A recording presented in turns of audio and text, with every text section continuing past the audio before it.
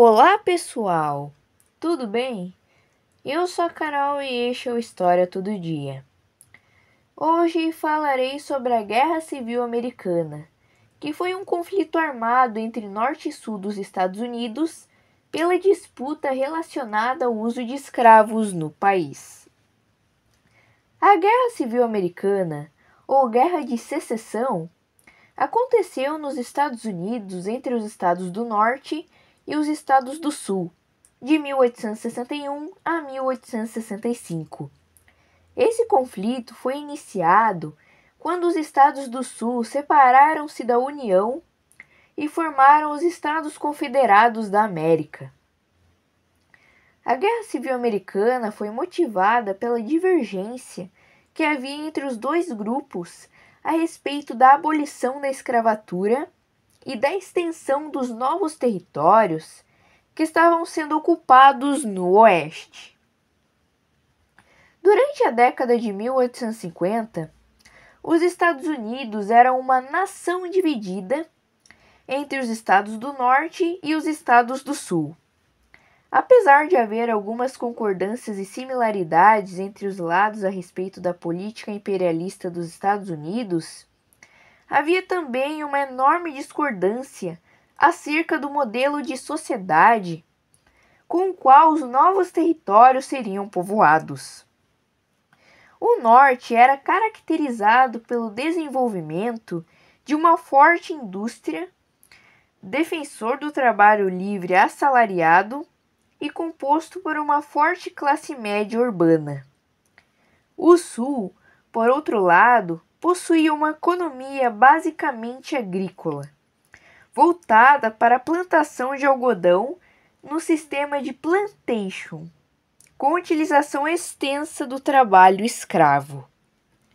A grande divergência entre os dois lados durante a década de 1850 girava em torno da questão política a ser adotada nos novos territórios que haviam sido conquistados. O Sul defendia a extensão do modelo escravista para os novos territórios, e o Norte defendia que os novos territórios deveriam ser constituídos com a proibição da escravidão. A rivalidade entre a ala abolicionista e a ala escravocrata alcançou o debate presidencial nas eleições de 1860. O principal representante dos democratas era Stephen Douglas, e os republicanos estavam representados por Abraham Lincoln. A vitória de Lincoln nas eleições de 1860 gerou grande insatisfação no Sul. No início do conflito, o Norte possuía uma larga vantagem em relação ao Sul. Os nortistas possuíam o maior contingente militar, uma economia muito mais desenvolvida e melhor infraestrutura. As batalhas realizadas em campo aberto transformaram-se em verdadeiros massacres, com milhares de soldados morrendo. Por exemplo, na Batalha de Gettysburg, na qual cerca de 30.000 sulistas morreram em poucos dias de confronto.